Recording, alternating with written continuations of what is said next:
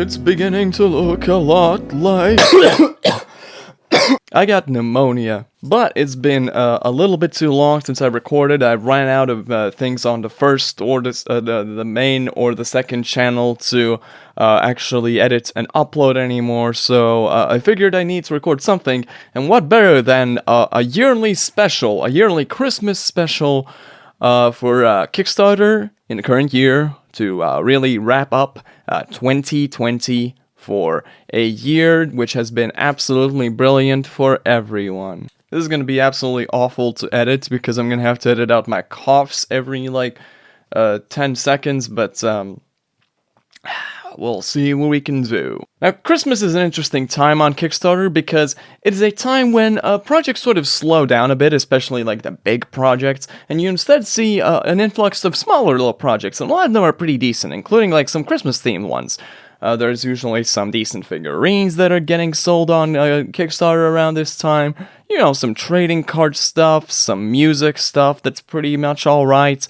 Some animation that's pretty good.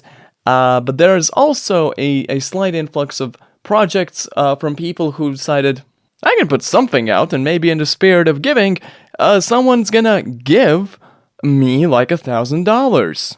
And it's no different this year, as we're gonna be looking at a couple of interesting projects there. Now, interesting might be a stretch because ultimately they're not that interesting, but they are pretty bad. Starting with White Winter Slaughterhouse, an hour-long parody of classic slashers and cheesy Hallmark movies, great for fans of all things horror and Christmas. Did I say horror? Like many of these projects, the most notable quality about this project is how unnotable it is. It has got one paragraph in the story, one paragraph in risks and challenges, a single image with the title as its thumbnail, and that's all you are gonna get from the Cupboard Collective. My lights just went out. Hi there, we are the Cupboard Collective, a group of creative teens based in Canada who are very excited to present our first big project. There's a lot of red flags here. First big project, teens, creative teens, Canada. I'm just gonna instantly move on. I mean, the funding goal is only like under $2,000, and their risks and challenges is just, we need to reach an audience that we know is there. Meanwhile, of course, they haven't made anything that they can actually show us, so... The next project is in a very similar vein. It's called Better Together, a Christmas tale, stop-motion animation. That's a little bit of a step above having absolutely nothing, because they actually seem to have something of a thumbnail here with some characters on it, a little snowman, a little Jack Skellington, and hey, that's almost something. Unfortunately, once again, we only get a couple of paragraphs amounting to the same amount of text, maybe even less than in the previous project, in both risks and challenges and the story section. You know, there are two things that really grind my gears when it comes to this project and a lot of these projects. First is the tagline here, a new highly anticipated holiday-themed stop-motion is here, and you immediately have to ask, highly anticipated by who? You have a $250 funding goal with 3 backers who've made $61, and you have 5 days to go. Clearly, not a lot of people were highly anticipating it, you know, and it just makes you seem like an asshat for, introducing it like highly anticipated. It's not. And the second problem is that, you know, the project, if it were funded, would finish on in 5 days, so on Christmas Day. And if that's the case, and if you look in especially if you look in risks and challenges, this person says making a stop motion animation come to life requires a lot of time, patience, and funding. You know, let's ignore the funding part being $250, and also I don't think you even need that much, honestly. The time and patience, absolutely. So the project, deadline comes, and you have the money. By the time you make this animation, it's going to take at least a couple of months, I would imagine, if not like longer than that. By the time you make it, surely the whole point of this being a heartwarming Christmas story is very much moot, because it's not going to be Christmas anymore. You've just made a Christmas, Christmas in July maybe, but it makes sense for something like those figurines or whatever, the corny figurines you can always find around Christmas time on Kickstarter, because it's like, hey, I am gonna get this a while after Christmas, but at the same time, it's just me buying like a little Christmas gift for myself, some Christmas anime boobies. But if you're helping to fund an animation about Christmas and it's not even going to be Christmas anymore, then what the hell are you doing with your life? The next project actually has some content to it, and it's called Trade and Treasures, Gift and Trading Cards in One. Finally, a gift card and a trading card in one. Finally! Oh my god, my prayers, they have been answered. Same energy as highly anticipated to me. Finally, people were begging for this. They were begging for someone to make this. And finally, it's here. Trading card and gift card in one package. Your answer: Trade and Treasure Cards by Instant Hero. Let's just take a moment to appreciate how awful the images look. Like, they took some just normal images of people, slapped them on these cards, and shoved so many terrible effects on them. Like, so much contrast all the way up, lighting just overblown, absolutely nothing. The Emerald Gale Wizard in the middle is the only one that looks at least presentable. The other two look just god awful. So the advertisement immediately feels like, hey, if you want to ruin some pictures of your friends, take a look at our program. Now, I'm going to purposefully present this project to you in this order by saying that if you go down into the reward tiers, you can see that you can get a yearly subscription. That's right, this is a subscription service for 25 buckaroos a year, which is a pretty good price. But it might raise some confusion. One might be the confusion of, well, why are you really covering this project? Sure, the pictures don't look great, but that seems a pretty good price for combining a gift card with this card right here, if that's a service they provide.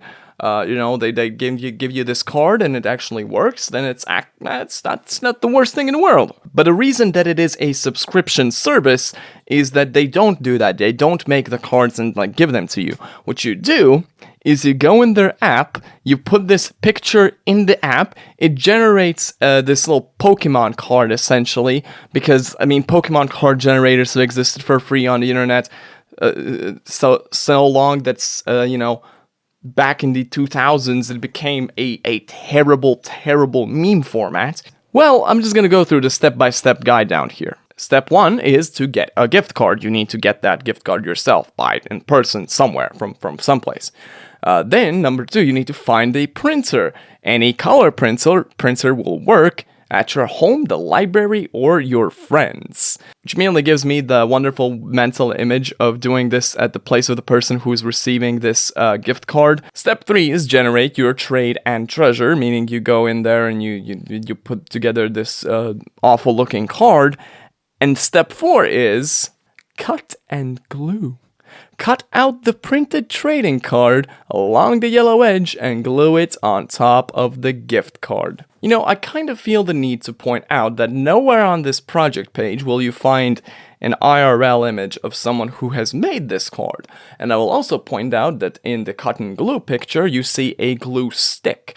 And I am going to now tell you that this is a terrible idea. So essentially, to show your friends that you care for them, and that this isn't just like some last-minute effortless gift you've thrown together, just giving them a gift card, you personalize it a little bit, and instead they receive a gift card with a probably a sticky, crumpled up piece of paper with their blown out face on it, and then some random nonsense generated on top. It has just been smeared on top of a Walmart $20 gift card, and I don't know. I don't think I would appreciate the gift personally. I don't think I know anyone that would appreciate this gift personally.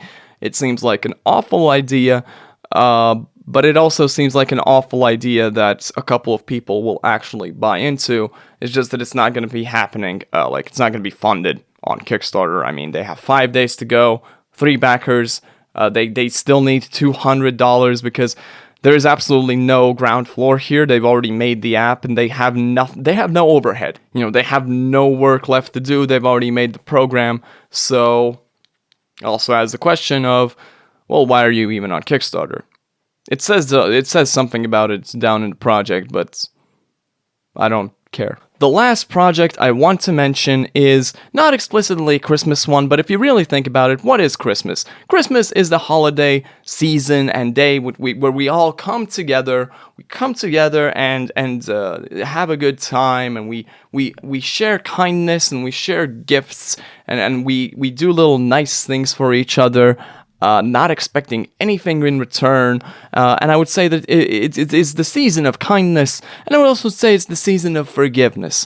And in the spirit of forgiveness, we shall look at the project Mr. Beast Burger Now on Wheels.